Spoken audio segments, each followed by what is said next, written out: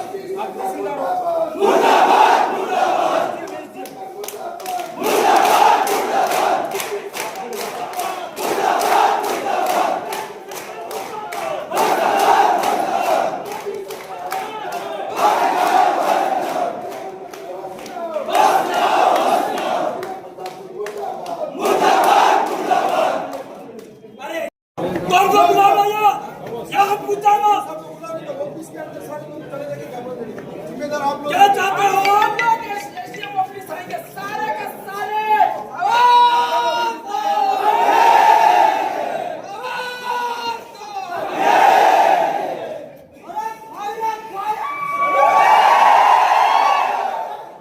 भैया आपका बेटा है बताओ।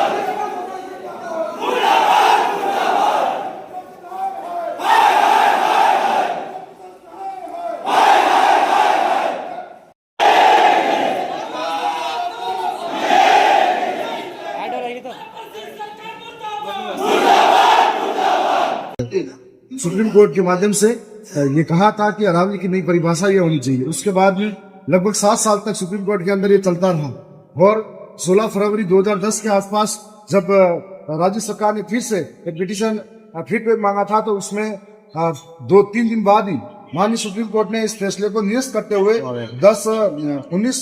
19 फरवरी 2010 के आसपास इस फैसले को निरस्त किया था।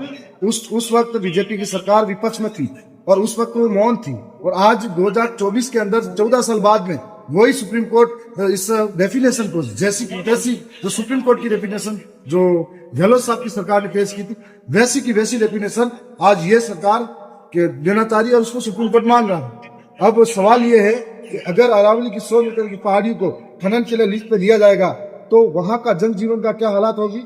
ये जो अरावली की पहाड़ियां जब से विकसित हुई है गुजरात के खेड़ बर्मा से लगाकर राष्ट्रपति भवन तक तो यहाँ पर 692 किलोमीटर के आसपास की लंबाई में 555 के आसपास तो सिर्फ राजस्थान के अंदर ही कई लोगों की आस्था है, कई लोगों के बड़े बड़े इतिहास से जुड़े हुए, दूर के जुड़े हुए हैं। और ये मेवाड़ के अंदर जो फैली हुई अरावली के अंदर, जंगलों के अंदर आदिवासियों का, राजपूतों का ऐसा संघर्ष रहा है, सामूहिक जो साहस और पराक्रम रहा है, जो इतना जल्दी इसको नहीं मिटा सकते। ये अरावली को मिटाते हैं, हमारा इतिहास मिटाएंगे, हमारा अस्तित्व मिटाएंगे, हमारी आस्था को ठेस पहुंचाएंगे, ये हरगिज नहीं हो सकता। उन्हीं जंगलों से हम उस प्रकृति को मानने वाले लोग, प्रकृति और जीव जंतु को, पेड़ पौधों को, नदी को, पर्वत को, पहाड़ को हम पूछते हैं, और इसको हरगिज खत्म होने के लिए नहीं होने देंगे। और ये सवाल मानव जाति का है, मानव समूह का है। जो इंसान से प्रेम करता है, वो सभी इंसान इस आंदोलन का हिस्सा बने और अरावली को बचाने के लिए सभी आगे हैं। आज इस ज्ञापन को लेकर आगे अगर नहीं हुआ तो आगे क्या कराएंगे? आगे उदयपुर संभाग स्तर पर पूरे संभाग का बड़ा धरना और बड़ा ज्ञापन रहेगा। जिस प्रकार से आज भी देखा था कि हम शांतिपूर्ण तरीके से ज्ञापन देने आए थे, लेकिन जिला प्रशासन का कोई भी अधिकारी यहाँ पर बाहर आकर ज्ञापन नहीं लिया, तो हमें 2 कदम आगे आना पड़ा। अगर नहीं लेते तो और भी आगे आना पड़ता। वैसे ही हम संभाग स्तर पर भी कहेंगे। उसके बाद में जब राजस्थान की सरकार चलेगी तो विधानसभा के अंदर भी हम बात करेंगे। और जब केंद्र की सरकार, जब संसद चली थी, तब हमारे 84 से बांसवाड़ा डूंगरपुर से सांसद जी ने भी इस बात को प्रखरता से वहां पर रखा था। और जब तक अरावली की डेफिनेशन को पूर्ण रूप से यहाँ के लोगों की भावना के अनुरूप बदला नहीं जाता, तब तक ये लड़ाई जारी रहेगी।